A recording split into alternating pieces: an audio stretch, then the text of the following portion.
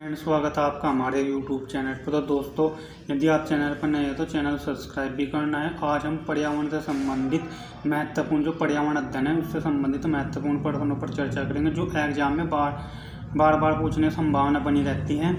और इनसे रिलेटेड जो प्रीवियस एग्जाम में क्वेश्चन आए हुए किस प्रकार आते हैं, तो आगे उसी क्वेश्चन से किस प्रकार क्वेश्चन बन सकता है उसके बारे में हम आपको डिटेल से समझाएंगे। तो दोस्तों चलिए वीडियो को स्टार्ट करते हैं। तो प्रश्न नंबर 1 है हमारे पास, क्या कहता है प्रश्न नंबर एक कहता है कि भारत का राष्ट्रीय पशु है। तो भारत का राष्ट्रीय पशु क्या है, हमारे पास 4 ऑप्शन दे रखे हैं। तो उसमें सही ऑप्शन होगा हमारे पास सी ऑप्शन सही हो जाएगा। तो भारत का जो राष्ट्रीय पशु होगा वो क्या होगा, हमारे पास बाघ होगा। अब हम आपको बताते हैं कि इससे रिलेटेड और क्वेश्चन किस प्रकार बन सकते हैं। तो आप इस प्रकार समझ सकते हैं, दिखाते हैं हम आपको। जैसे इस प्रकार से इससे रिलेटेड और क्वेश्चन किस प्रकार आ सकते हैं। पिछली बार तो में भी, अदर एग्जाम में भी, तो अब आगे संभावना क्या है हमारे पास, ये अगर ये ना रिपीट हो क्वेश्चन तो फिर इस प्रकार आएगा। कैसे आएगा, राष्ट्रीय जलीय जीव, जो राष्ट्रीय जलीय जीव है ना गंगा डॉल्फिन है। और राष्ट्रीय नारा क्या है, श्रमेव जयते यानी श्रमेव जयते राष्ट्रीय नारा। और राष्ट्रीय वाक्य क्या है हमारा, सत्यमेव जयते क्या है हमारे पास, राष्ट्रीय वाक्य है। और ये मुंडको उपनिषद से लिया गया मोस्ट इंपॉर्टेंट पॉइंट है ये हमारे पास। जो राष्ट्रीय वाक्य है सत्यमेव जयते, राष्ट्रीय वाक्य की बात करेगा तो सत्यमेव जयते लिखना है, राष्ट्रीय नारे की बात करेगा सत्यमेव जयते लिखना है। और यहाँ पर क्या है, ये मोस्ट इंपॉर्टेंट है कि जो सत्यमेव जयते कहाँ से लिया गया है, मुंडोक उपनिषद से लिया गया है। राष्ट्रीय पर्व क्या होता है हमारा, 26 जनवरी, 15 अगस्त, 2 अक्टूबर।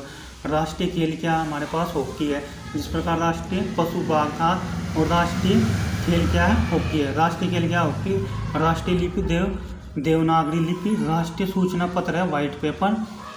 और हमारे पास है राष्ट्रीय फल क्या है, आम। और राष्ट्रीय नदी क्या है, गंगा।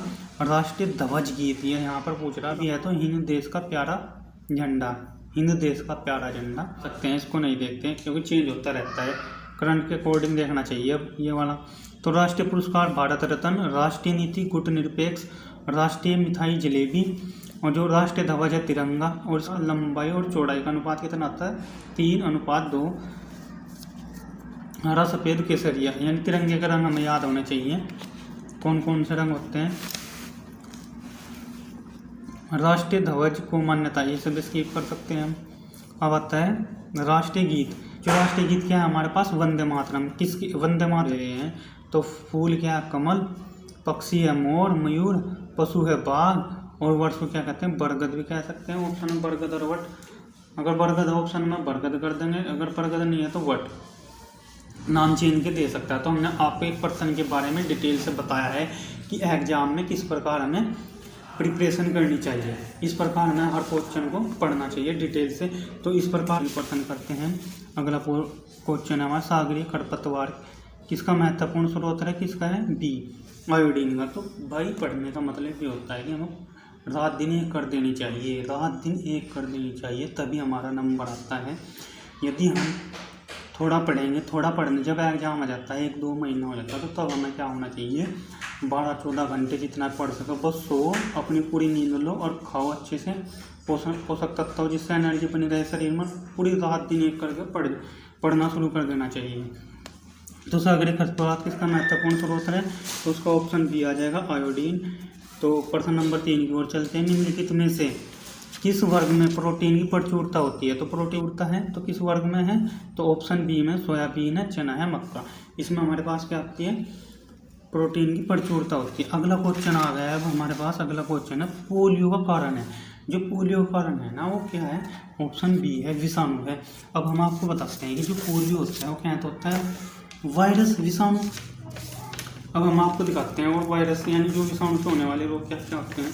तो वो जो वायरस है, विषाणु से होने वाले रोग क्या है, ट्रेकोमा है, पोलियो है। अब वहाँ तो ऑप्शन में पूछ रहा था कि पोलियो किससे होता है, तो विषाणु दे दिया। विषाणु को क्या कहते हैं, वायरस या विषाणु से होने वाले रोग क्या है हमारे पास, यहाँ पर दे रखा था उसने, जो पिछले प्रीवियस एग्जाम में क्वेश्चन आया था, पोलियो, ट्रेकोमा भी, चेचक भी, खसरा भी, इन्फ्लुएंजा भी। पोलियो तो है ही है यहाँ पर, इबोला भी और एड्स भी, क्या होते हैं हमारे पास, वायरस, विषाणु से होने वाले रोग है। अब हम आपको बताते हैं परजीवी, यानी परजीवी से होने वाले रोग क्या है, परजीवी से होने वाले रोग हम दिखाते हैं। परजीवी, परजीवी कहते हैं प्रोटोजोआ। तो पायरिया है, मलेरिया है, कालाजार है, पेचिस है, ये क्या होते हैं परजीवी से। और जल जनित रोग क्या है, अगर जल जनित योग आ जाए, जल जनित रोग आ जाए तो मोस्ट इम्पोर्टेंट है क्या होगा, हेपेटाइटिस होता है। जो हेपेटाइटिस है, जो हेपेटाइटिस है वो क्या होता है, जल जनित रोग होता है।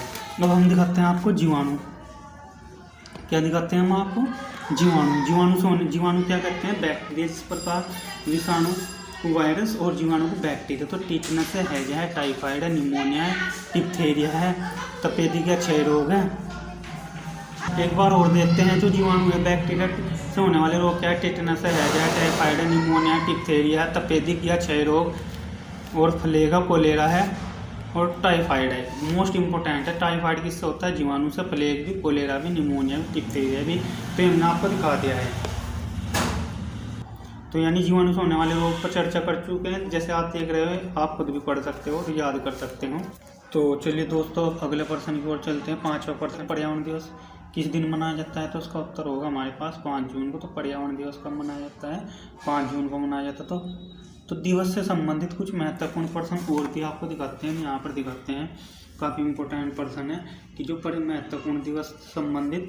तो अब पर्यावरण तो पढ़ लिया, अगर पर्यावरण आया तो अब ये भी आ सकता है। विश्व ओजोन दिवस कब मनाया जाता है, 16 सितंबर को। अंतर्राष्ट्रीय टाइगर दिवस 29 जुलाई को। और अंतर्राष्ट्रीय योग दिवस 21 जून को। विश्व जनसंख्या दिवस 11 जुलाई को। अंतर्राष्ट्रीय महिला दिवस 8 मार्च को। विश्व जल दिवस काफ़ी इंपॉर्टेंट है, विश्व जल दिवस 22 मार्च को मनाया जाता है। पृथ्वी दिवस कब मनाया जाता है, 22 अप्रैल को। भी यहाँ पर अप्रैल उस प्रकार की याद रख सकते हैं। मजदूर दिवस क्या है, 1 मई को। विश्व या अंतर्राष्ट्रीय, विश्व को अंतर्राष्ट्रीय क्या है, परिवार दिवस 15 मई को। राष्ट्रीय खेल दिवस काफ़ी इंपॉर्टेंट है, किसकी याद मनाया जाता है, ध्यानचंद की, 29 अगस्त को। संयुक्त राष्ट्र दिवस 24 अक्टूबर को। अंतर्राष्ट्रीय मानवाधिकार दिवस 10 दिसंबर को। विश्व एड्स दिवस कब मनाया जाता है, 1 दिसंबर को। अब हम आपको दिवस के महत्वपूर्ण जो दिवस थे पर्यावरण अध्ययन से संबंधित काफ़ी इंपॉर्टेंट पर्सन थे, इनको हम डिस्कस कर चुके। तो दोस्तों आप भी अपनी ओर से कुछ इंपॉर्टेंट प्रश्नों पर डिस्कस कर सकते हैं, देख सकते हैं। आप खुद भी पढ़ सकते हैं जो इम्पोर्टेंट प्रश्न होते हैं एग्जाम की दृष्टि से। तो इस प्रकार आप अपने ओर से भी पढ़ सकते हैं, खुद भी पढ़ सकते हो। आपको हमने तरीका बता दिया है, जब भी कोई प्रश्न पढ़े तो उसे किस प्रकार से पढ़ना। नहीं मिलेगा कौन अम्ल वर्षा का व्रत प्रदूषक है, तो कौन है यहाँ पर जो अम्ल वर्षा का प्रदूषक है, या अम्ल वर्षा किसका मिश्रण होती है, इस प्रकार पूछ सकता है। तो हमारे पास ऑप्शन आ जाएगा सल्फर डाइऑक्साइड। तो अम्ल वर्षा जैसे हमारे पास है, अम्ल वर्षा मिश्रण होती है, किन किन का मिश्रण होती है, SO2 NO2 और नाइट्रस N2O नाइट्रस, यानी सल्फर डाइऑक्साइड, नाइट्रोजन डाइऑक्साइड और नाइट्रस ऑक्साइड। तो ऑप्शन में हमें तीनों याद रखना, काफ़ी इंपॉर्टेंट है। अब चलते हैं आगे की ओर, प्रश्न दिखाते हैं हम आपको और भी। तो ये है हमारे पास, टाइटन किस ग्रह का प्राकृतिक उपग्रह है। तो आगे बढ़ते हैं, टाइटन किस ग्रह का उपग्रह है। तो अगला प्रश्न पढ़ते हैं, टाइटन किस ग्रह का प्राकृतिक उपग्रह है। तो उसका ऑप्शन आ जाएगा हमारे पास सी, शनि का है टाइटन।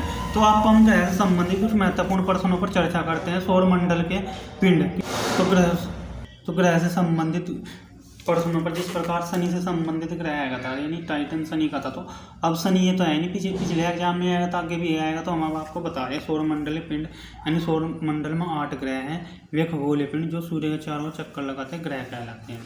तो हम क्या करते हैं, ग्रहों का दूरी के अनुसार क्रम, यानी सूर्य से ग्रह का दूरी के अनुसार क्रम बताइए। तो काफ़ी इंपॉर्टेंट है, यहाँ से बनते हैं। अब हम आपको दिखाते हैं कि जो सूर्य होता है, यहाँ पर आता है कि जो दूरी के अनुसार ग्रह किस प्रकार है, यानी दूरी के अनुसार सूर्य से पहले, सूर्य के नज़दीक कौन पड़ेगा, फिर उसके बाद कौन आएगा, यानी ये दूरी के अनुसार क्रम के अकॉर्डिंग हमने सजा रखे हैं या लिख रखे हैं, ये कह सकते हैं। तो अकॉर्डिंग टू दूरी के अनुसार। तो सूर्य क्या है, सूर्य क्या है, हमारे पास एक तारा है। सूर्य क्या कहा जाता है, एक तारा कहा जाता है। पहले नंबर पर बुध है, शुक्र है, पृथ्वी है, मंगल है, बृहस्पति है, शनि है, अरुण है, वरुण है। तो ये दूरी के अनुसार आ जाए, कर हम पूछ ले तो इनमें से कुछ 4 ग्रह दे सकता है, ये पूछ सकता है। तो ऑप्शन में कि कौन से ग्रह सूर्य से दूरी के अनुसार लगे हुए हैं। तो अगर हम इन 8 ग्रहों को याद कर लेंगे तो तब हम आराम से लगा सकते हैं। अब जैसे हमारे पास बुध ग्रह है, बुध ग्रह का कोई उपग्रह नहीं होता, शुक्र ग्रह का भी कोई उपग्रह नहीं होता। जो शुक्र है और बुध, इन दोनों का क्या है, हमारे पास कोई उपग्रह नहीं होता। और सूर्य के सबसे नज़दीक ग्रह आ जाए तो पर्सन मोस्ट इम्पोर्टेंट तो बुध होगा। तो पृथ्वी की बहन किसको कहा जाता है? शुक्र ग्रह कहा जाता है। शुक्र ग्रह को शाम का तारा, भोर का तारा भी कहा जाता है। यहाँ H2SO4 पाया जाता है। और इसका नाम अंग्रेजी में बुध को मरकरी कहते हैं। और जी शुक्र को क्या कहते हैं हमारे पास? और शुक्र को क्या कहते हैं? हम शुक्र कहते हैं वीनस इंग्लिश में। और पृथ्वी को अर्थ कहते हैं, मंगल को मार्स कहते हैं, बृहस्पति को जुपिटर कहते हैं, शनि को सैचुरन कहा जाता है, और अरुण को क्या कहा जाता है? यूरेनस, और वरुण को नेपचुरन। चलने वाला ग्रह शनि है, लेटा हुआ ग्रह अरुण है, ध्यान रखना है। नीला ग्रह पृथ्वी है, मंगल लाल ग्रह है। ये हमने आपको बता दिया है, काफ़ी अच्छे से विस्तार से बता दिया। जो चंद्रमा है, चंद्रमा क्या होता है हमारे पास? पृथ्वी का एकमात्र उपग्रह कौन है? चंद्रमा। पृथ्वी का तो होता है एक उपग्रह, कौन होता है? वो है चंद्रमा। और मंगल के 2 उपग्रह के बारे में बता रहे हैं, पीमोस और डीमोस। काफ़ी इंपॉर्टेंट है। पीमोस और डीमोस किसके उपग्रह है? मंगल है, जिस प्रकार टाइटन शनि का था। और चंद्रमा किसका उपग्रह है? पृथ्वी का। हम आपको दूरी के अनुसार ग्रह बता चुके हैं, किस ग्रह किस नाम से जानता है ये भी चर्चा कर चुके हैं। सबसे नज़दीक बुध होता है। शुक्र क्या होता है? पृथ्वी का बहन ग्रह है, जुड़वा ग्रह कहा जाता है। तो अब हम क्या कहते हैं? जो दूरी के अनुसार 1 से 5 तक के ग्रह क्या है? नंगी आंखों से देखा जा सकता है। तो नंगी आंखों से देखे जाने वाला ग्रह क्या है? बुध है, शुक्र है, पृथ्वी है, मंगल है, बृहस्पति है। तो जो स्टार्ट के दूरी के अनुसार सूर्य से ग्रह हैं, उन्हें क्या करते हैं हम? नंगी आंखों से देखा जाता है। काफ़ी इंपॉर्टेंट पर्सन है, यहाँ पर डिटेल से पढ़ा रहे हैं हम आपको, ध्यान से समझना। और पॉइंट काफ़ी इंपॉर्टेंट है। पर्सन इस प्रकार डिटेल से बनते हैं, इसी प्रकार निकाले जाते हैं। ये जो डाउट आगे तो नंगी आंखों से अगर ये पूछ ले ऑप्शन कितने ग्रह देखे जाते तो हमने ध्यान रख लिया 5। लेकिन अगर नाम पूछ ले कि निम्न में से कौन सा नंगी आंख से नहीं देखा जाता, तो उसमें से क्या होंगे? 1, 1, 2, 3 तो उसमें से दे देगा कोई, 5 में से 1 इनमें से दे देगा, तो ऑप्शन लगा देंगे नहीं देखे जाते। अब हम पढ़ते हैं आंतरिक ग्रह को क्या कहते हैं? पार्थिव ग्रह भी कहा जाता है। और यहाँ पर है बाह्य ग्रह, बृहस्पति ग्रह भी कहा जाता है। इंग्लिश में आप खुद देख सकते हैं इनके नाम जो लिखे हुए हैं। तो ये काफ़ी इंपॉर्टेंट है। यहाँ पर आंतरिक ग्रह और बाह्य ग्रह क्या होते हैं? सूर्य के सबसे नज़दीक होंगे ना आंतरिक ग्रह कहेंगे, जो सूर्य से बहुत दूर होंगे उन्हें कहते हैं बृहस्पति बाह्य ग्रह। तो इनका क्षेत्रफल कम होता है, इनका क्षेत्रफल अधिक होता है, इनका घनत्व अधिक होता है, इनका घनत्व कम होता है। ये बने होते हैं चट्टानों के, और ये बने होते हैं गैस और तरल पदार्थों के। तो चलिए दोस्तों, अब आए